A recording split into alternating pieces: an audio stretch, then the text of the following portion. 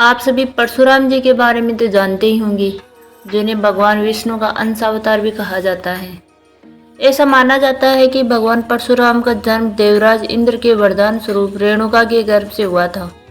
इनके पिता का नाम महर्षि जमदग्नि था। ऐसा माना जाता है कि उनके बचपन का नाम राम था, परंतु भगवान शिव ने उन्हें वरदान स्वरूप परशु दिया, जिसे उनका नाम परशुराम पड़ा। परशुराम ने पृथ्वी पर से 21 बार शत्रुओं का विनाश किया था। इससे जुड़ी सच्चाई के बारे में नहीं जानते आप, क्योंकि अधिकतर हिंदू जनमानस में यही जानते हैं कि क्रोध में आकर परशुराम जी ने शत्रुओं का विनाश किया था, लेकिन ये सच नहीं है। इससे जुड़ी सच्चाई का वर्णन धार्मिक ग्रंथों में किया गया है। तो चलिए जानते हैं कि सच क्या है। नमस्कार दोस्तों, मेरे चैनल पर नए हैं तो आप चैनल को सब्सक्राइब कर लीजिए। महाभारत के वर्णित कथा के अनुसार महाभारत काल में कार्तिक वीर्य अर्जुन नाम का एक प्रसिद्ध राजा हुआ करता था, जिसकी 1000 भुजाएं थी। कार्तवीर्य अर्जुन ने घोर तप करके भगवान दत्तात्रेय को प्रसन्न किया और उनसे सहस्त्र भुजाएं प्राप्त की थी। उसके बाद उसे सहस्त्रार्जुन के नाम से भी जाना जाने लगा। भगवान दत्तात्रेय से 1000 पुत्रों का वरदान मिलने के बाद कार्तवीर्य अर्जुन ने केवल धनुष बाण की सहायता से संपूर्ण पृथ्वी पर अपना अधिकार कर लिया। एक दिन की बात है, राजा शिकार के उद्देश्य से समुद्र के किनारे पहुंचा, परंतु वहां पहुंचकर उसने अपने बल के घमंड में आकर बाणों की वर्षा समुद्र पर करने लगा, जिसकी वजह से समुद्र में रह रहे जानवर लहूलुहान होकर मृत्यु को प्राप्त करने लगे। यह समुद्र देव से नहीं देखा गया और उनके आगे नतमस्तक होकर हाथ जोड़कर बोला, हे राजन, मुझ पर बाणों की वर्षा क्यों कर रहे हो? तुम्हारे बाणों से मेरे अंदर रहने वाले प्राणियों की हत्या हो रही है। बोलो, तुम्हारी किस आज्ञा का पालन करूं? कृपया मुझ पर बाण चलाना बंद करें। समुद्र की बातें सुनकर कार्तवीर्य अर्जुन बोला, ये समुद्र देव, मैं तुझ पर तभी बाण चलाना बंद करूंगा जब तुम ये बताओगे कि इस पृथ्वी पर ऐसा कौन सा धनुर्धर है जो युद्ध में मेरा मुकाबला कर सकता है, और वो वीर कहाँ रहता है। तब समुद्र ने कहा, राजन, आपने महर्षि जमदग्नि का नाम तो सुना ही होगा। उनके आश्रम चले जाओ। उनके पुत्र परशुराम ही ऐसे वीर धनुर्धर है जो तुम्हारे युद्ध को चुनौती दे सकते हैं और तुम्हारा अच्छी तरह सत्कार भी कर सकते हैं। समुद्र के मुख से परशुराम जी की वीरता का बखान सुनकर कार्तवीर्य अर्जुन क्रोध से लाल हो गया और बोला, हे समुद्र, अभी तो मैं जा रहा हूँ, पर तुम्हारी बात यदि मिथ्या हुई तो मैं वापस आऊंगा और तुम्हारा समूल नष्ट कर दूंगा। इतना कहकर राजा कार्तवीर महर्षि जमदग्नि के आश्रम के लिए निकल पड़ा।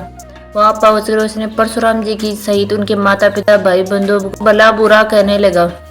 कार्तवीर के मुख से ऐसे वचन सुनकर भगवान परशुराम से रहा नहीं गया और उन्होंने आगे बढ़कर बोला, हे दुष्ट, तुम कौन हो और मेरे पिता और भाई बंधुओं ने तुम्हारा क्या बिगाड़ा है जो तुम्हें इतना अपमानित कर रहे हो?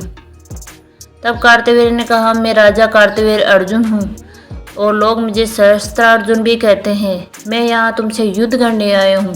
अगर तुम में हिम्मत हो तो इसी समय युद्ध करो।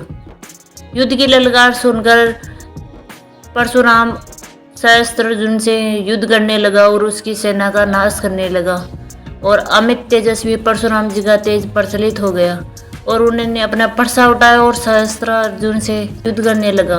दोनों में काफी भयंकर युद्ध हुआ और अंत में परशुराम जी ने 1000 भुजाओं वाले राजा की सभी भुजाएं वृक्ष की भांति काट दी और सभी भुजाएं कट जाने के कारण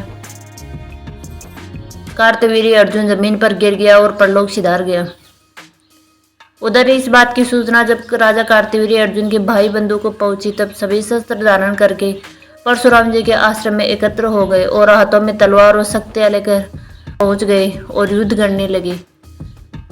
देखते ही देखते सहस्त्रार्जुन के पुत्रों ने प्रतिशोध वजह परशुराम के पिता जमदग्नि को मार दिया।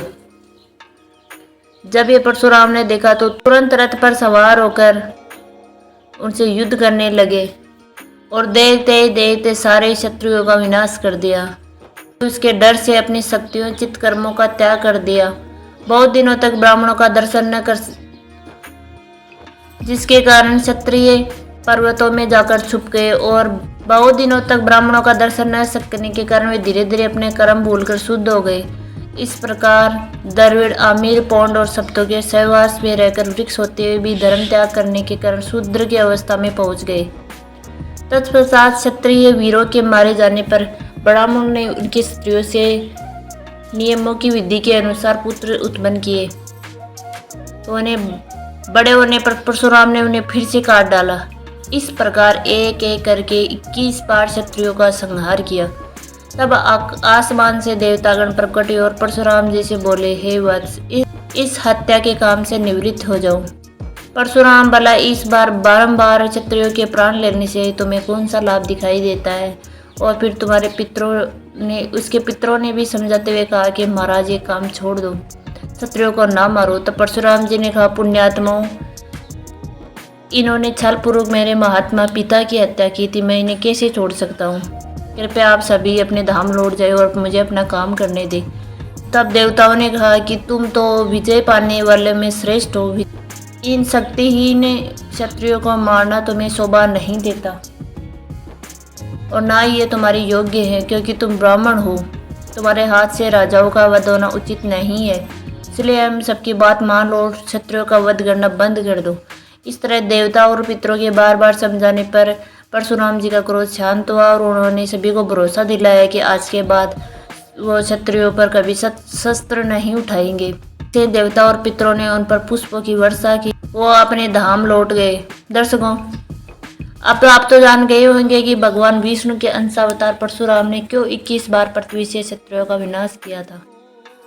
अगर जान गए हैं तो इस रोचक कथा को अपने तक सीमित ना रखें, बल्कि दोस्तों और परिवार के साथ भी शेयर करें। धन्यवाद।